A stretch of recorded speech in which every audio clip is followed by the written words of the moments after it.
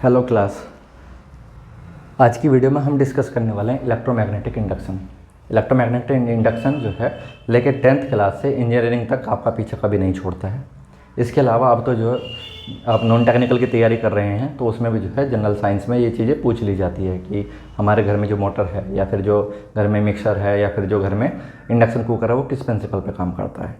ठीक है, ऐसे क्वेश्चन अगर आ जाते हैं तो वहाँ पे भी ज़रूरी है जानना। इसके अलावा अगर आप जो है 10th-12th के स्टूडेंट हैं तो वहाँ पे तो इलेक्ट्रोमैग्नेटिक इंडक्शन जो है बीच में आता ही है, उसको बिना पढ़े बिना आप जो है इलेक्ट्रिसिटी वाला चैप्टर क्रॉस कर ही नहीं सकते हैं। इसके अलावा इंजीनियरिंग में तो इलेक्ट्रिकल बैकग्राउंड है तो आप समझ ही सकते हैं कि वो पीछे बिल्कुल नहीं छोड़ता है। ठीक है, अब इसमें समस्या ये आती है कि थोड़ा सा कन्फ्यूजिंग लगता है। कन्फ्यूजिंग क्यों लगता है? क्योंकि ये एकदम उसमें 4-5 पार्ट अलग अलग हैं और फिर उसको कंबाइन करके एक सेपरेट पूरी मशीन तैयार हो रही है। इसके अंदर 4-5 अलग अलग एक्शंस हो रहे हैं। ठीक है, तो हम जो है पहले छोटे छोटे एक्शंस को पढ़ेंगे कि पहले एक स्टेप में क्या हो रहा है, दूसरे स्टेप में क्या हो रहा है, तीसरे स्टेप में क्या हो रहा है, और फिर इन सबको मिला के टोटल हमारा जो है मशीनरी कैसे काम कर रही है उसके बारे में जानने की कोशिश करेंगे। ठीक है, तो हो सकता है कि पहली वीडियो या दूसरी वीडियो में आपको ऐसा लगे कि ये चीज़ किससे रिलेटेड है या फिर कैसे ये काम कर रही है, लेकिन अभी हम जो है यहाँ पे सिर्फ छोटे छोटे स्टेप्स जो है कवर करेंगे और फिर इन वीडियो को आपस में ऐड करने के बाद एक जो नया टॉपिक हमारे पास रहेगा पूरा कि हमारे पास मशीन कैसे काम कर रही है वो पूरा हम जो है डिस्कस करेंगे। अभी डिस्कस करते हैं इलेक्ट्रोमैग्नेटिक इंडक्शन होता क्या है। ठीक है, तो देखो अगर हम शुरुआत में बात करें, बिल्कुल शुरुआत में जब इलेक्ट्रिसिटी का यूज इतना आम नहीं था और डीसी सप्लाई हम लोग यूज करते थे तो उस टाइम पे क्या था कि जो हम सिंगल यूज्ड बैटरी होती थी उसकी केमिकल एनर्जी को यूज करते थे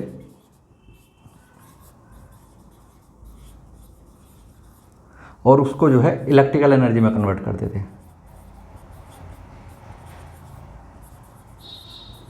केमिकल एनर्जी को इलेक्ट्रिकल एनर्जी में कन्वर्ट किया और फिर उस इलेक्ट्रिकल एनर्जी को हम जो है यूज कर पाते थे।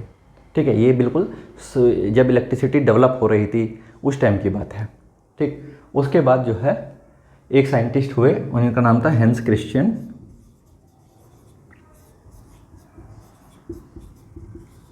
साइंटिस्ट हुए हेंस क्रिश्चियन। इन्होंने हमें बताया कि अगर हमारे पास एक वायर में करंट फ्लो कर रहा है, अगर इस वायर में हमारे पास एक करंट फ्लो कर रहा है तो जितना इस करंट वायर में करंट फ्लो कर रहा है उसी के रेस्पेक्ट में इस वायर के चारों तरफ एक चुंबकीय क्षेत्र, एक मैग्नेटिक फील्ड भी हमको जो है देखने के लिए मिलेगा। ठीक है, तो हेंस क्रिश्चियन ने क्या बताया कि अगर हमारे पास एक करंट कैरिंग कंडक्टर है, एक ऐसा वायर है जिसमें करंट फ्लो कर रहा है, तो उसके चारों तरफ हमको जो है एक मैग्नेटिक फील्ड देखने के लिए मिलेगा और वो मैग्नेटिक फील्ड की जो इंटेंसिटी है वो उतनी ही ज़्यादा होगी जितनी ज़्यादा करंट की वैल्यू होगी। अगर आप करंट की वैल्यू को बढ़ाते रहेंगे तो उसका जो मैग्नेटिक फील्ड है वो उतना ही ज़्यादा दूर तक हम जो है उसको डिटेक्ट कर पाएंगे, उस चीज़ को ज़्यादा सेंस कर पाएंगे। ठीक है, तो ये बताया हमारे हेंस क्रिश्चियन ने। ठीक, इसमें तो कोई डाउट नहीं होना चाहिए। ठीक, इसके बाद हमारे जो है दूसरे साइंटिस्ट हुए जिनका नाम था हमारे पास माइकल फैराडे।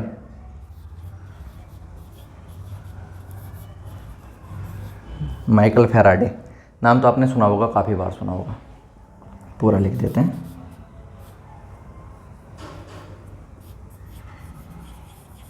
ठीक है, माइकल फैराडे ये साइंटिस्ट हुए। इन्होंने क्या कहा? इन्होंने कहा कि देखो यार, तुम जो है ये बता रहे हो कि करंट कैरिंग कंडक्टर है, उस करंट कैरिंग कंडक्टर में मैग्नेटिक फील्ड बन जा रहा है अगर हम उसमें करंट फ्लो कर रहे हैं, तो क्या ऐसा इसका उल्टा नहीं हो सकता है कि अगर मैं जो है एक कंडक्टर है इसके चारों तरफ जो है मैग्नेटिक फील्ड लगा दूं, एक तरफ नॉर्थ पोल, दूसरी तरफ साउथ पोल, ये मेरे पास कंडक्टर है।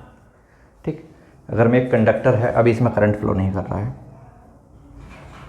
ठीक है, तो माइकल फैराडे आए, पहले उनके दिमाग में ये सवाल आया कि अगर मेरे पास एक वायर है और तुम हेंस क्रिश्चियन जो साइंटिस्ट थे उन्होंने बताया था कि एक वायर में अगर करंट फ्लो कर रहा है तो उसके चारों तरफ मैग्नेटिक फील्ड बनता है। तो उन्होंने कहा कि अगर मैं इसके चारों तरफ मैग्नेटिक फील्ड ही बना दूं तो क्या इसमें करंट फ्लो करेगा? जस्ट इसका उल्टा करने की उन्होंने बात की। उन्होंने कहा, क्वेश्चन तो समझ में आ ही गया होगा आपके कि मुझे जो है बस इतना करना है कि मैग्नेटिक फील्ड अगर मैं इसके चारों तरफ लेके आ रहा हूँ तो इसमें जो है करंट फ्लो करना चाहिए। ठीक, इसी बात को जस्टिफाई करने के लिए उन्होंने जो है कुछ एक्सपेरिमेंट करने की कोशिश करी और एक्सपेरिमेंट के लिए उन्होंने एक कोयल ली और उस कोयल में कनेक्ट कर दिया गैल्वेनोमीटर। अब गैल्वेनोमीटर की क्या खासियत है? गैल्वेनोमीटर की खासियत ये है कि गैल्वेनोमीटर में मॉडिफिकेशन करके हम जो है एमीटर और वोल्टमीटर बनाते हैं। ठीक, गैल्वेनोमीटर में मॉडिफिकेशन करके जो है जो बेसिक हमारे जो PMMC टाइप होते हैं उसमें हम जो है वो बनाते हैं, वोल्टमीटर और एमीटर। ठीक है, तो ये जो गैल्वेनोमीटर है इसको मैं लिख देता हूँ GALVANOMETER। ये जो गैल्वेनोमीटर है इसकी खासियत ये है कि ये छोटी से छोटी करंट को भी अपने अंदर सेंस कर सकता है। अगर इसमें थोड़ी से थोड़ी बहुत माइक्रो एम्पेयर की करंट भी इसके क्रॉस अगर फ्लो करेगी तो भी वो उसको डिटेक्ट कर सकता है।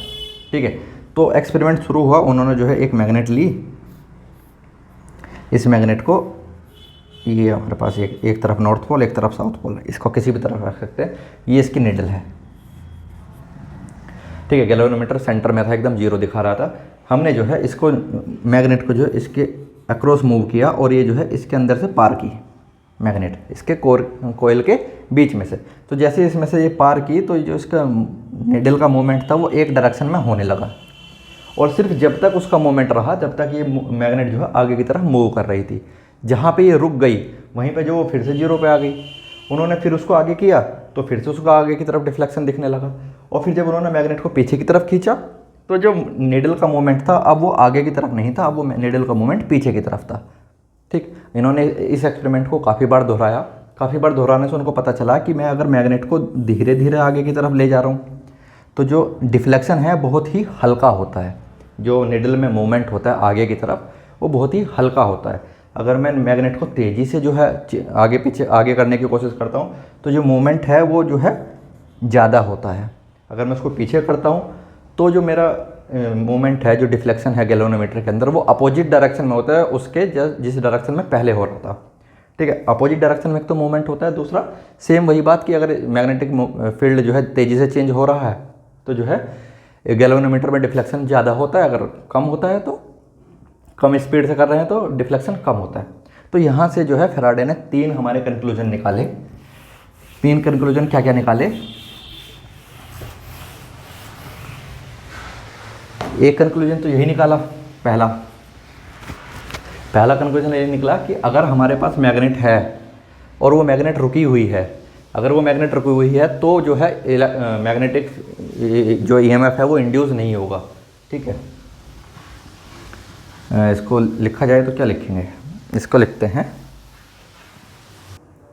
इसको लिखेंगे कि अगर हमारे पास जो मैग्नेटिक फील्ड चेंज नहीं हो रहा है, अगर मैग्नेटिक फील्ड चेंज नहीं हो रहा है तो जो है इसमें इसके अंदर कोई भी वोल्टेज नहीं बनेगी, कोई भी इसके अक्रॉस करंट फ्लो नहीं करेगा। ठीक है, तो no EMF induce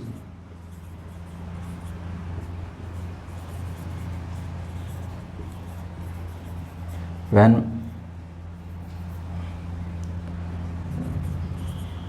no relative motion between coil and magnet.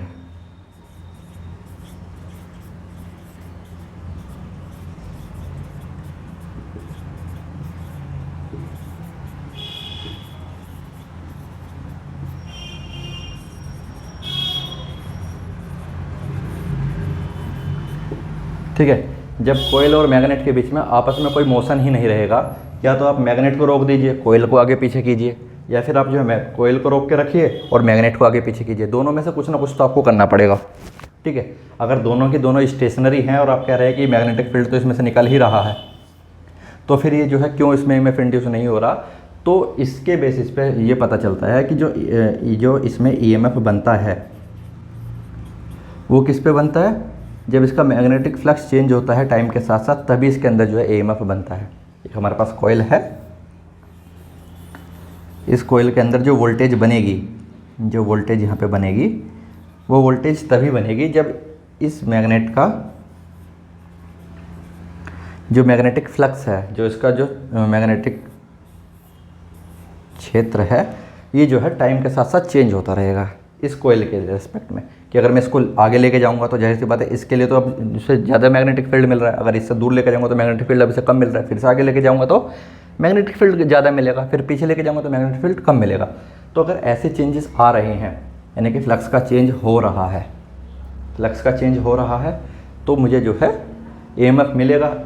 अगर फ्लक्स का चेंज नहीं हो रहा है टाइम के साथ तो मुझे EMF नहीं मिलेगा। और ये फ्लक्स क्या है? ये वो चुंबकीय क्षेत्र है, वो चुंबकीय क्षेत्र है जो कोयल जो है ये एक्सपीरियंस कर रही है, जो इस कोयल को देखने के लिए, अपने आसपास महसूस करने के लिए मिल रहा है। ये मैं इसको आगे लेके गया तो चुंबकीय क्षेत्र में आ गई ना ये, तो वे ये कहेंगे कि इसके अक्रॉस जो फ्लक्स है वो चेंज हो रहा है। ठीक है, ये फ्लक्स हमारा मैग्नेटिक फील्ड का चुंबकीय क्षेत्र है। ठीक, ये चीज़ हो गई। अब मैंने नंबर ऑफ टर्न्स अगर मैं कोयल के अंदर बढ़ा दूँ तो जिसमें वोल्टेज है वो ज़्यादा हो जाती है। तो मुझे ये पता चलता है कि जितने नंबर ऑफ टर्न्स ज़्यादा होंगे उतनी मेरी ये वोल्टेज ज़्यादा बनेगी। अब करंट कब फ्लो करेगा? करंट तब फ्लो करेगा जब मैं इसके अक्रॉस इसको शॉर्ट सर्किट करूं, या फिर इसके अक्रॉस क्या करूं, लोड लगाऊं।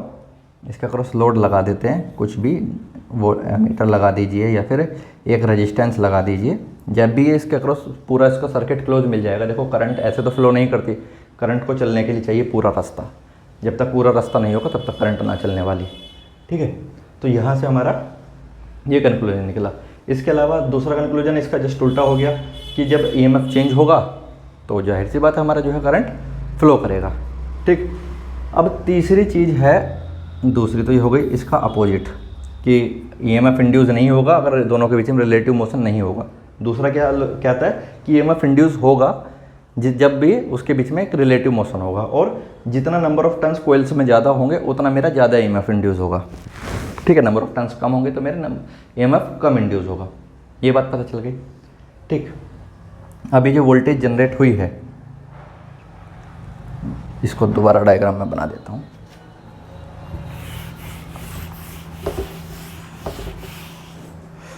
ठीक है, अब देखो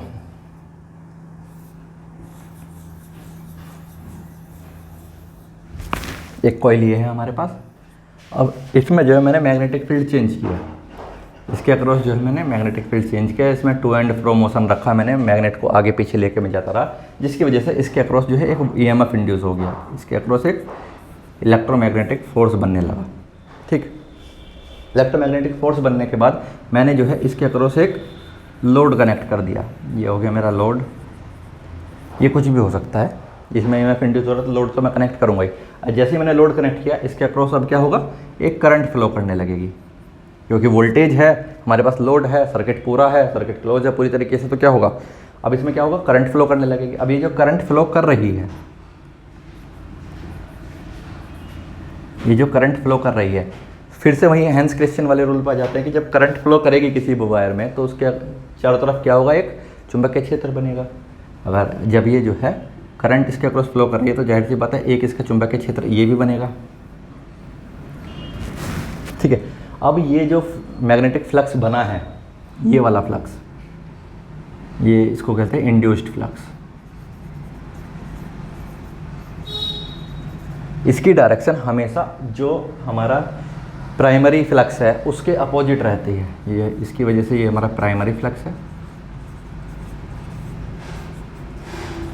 ठीक है, तो जो इंड्यूस्ड फ्लक्स है, जो फ्लक्स जो है यहाँ पे लोड करंट कनेक्ट हमने किया और उसमें जो है करंट फ्लो करा। करंट फ्लो करने से कोयल के अंदर जो करंट फ्लो आ रहा है वो करंट एक फ्लक्स बनाएगा। जाहिर सी बात है हैंस क्रिश्चियन ने यही तो कहा था, किसी भी वायर में करंट जा रहा है तो उसके चारों तरफ मैग्नेटिक फील्ड हमें देखने के लिए मिलेगा। तो ये जो इंड्यूस्ड फ्लक्स आया, ये प्राइमरी फ्लक्स को हमेशा अपोज करने की कोशिश करता है। इसकी डायरेक्शन जो है हमेशा उल्टी होती है इसकी डायरेक्शन में। तो मैं कह सकता हूँ जो मेरा इंड्यूस्ड ईएमएफ है वो नेगेटिव है d∅/dt का।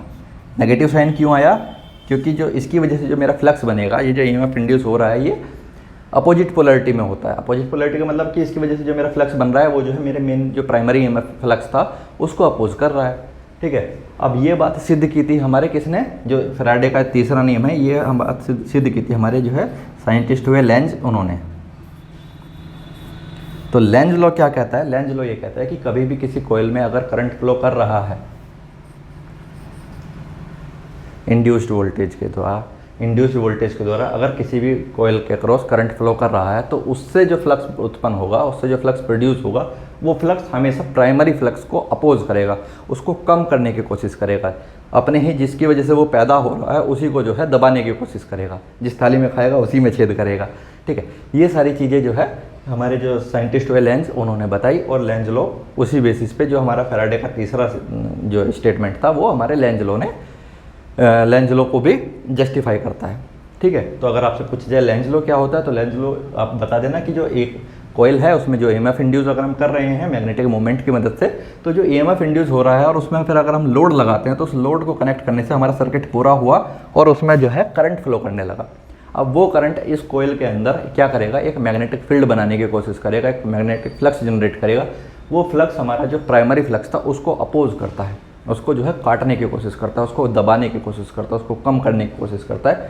और ये जो है सिद्ध किया था किसने, साइंटिस्ट थे हमारे लेंज, उन्होंने सिद्ध किया था, तो इसलिए इसको नाम दिया गया लेंज लॉ।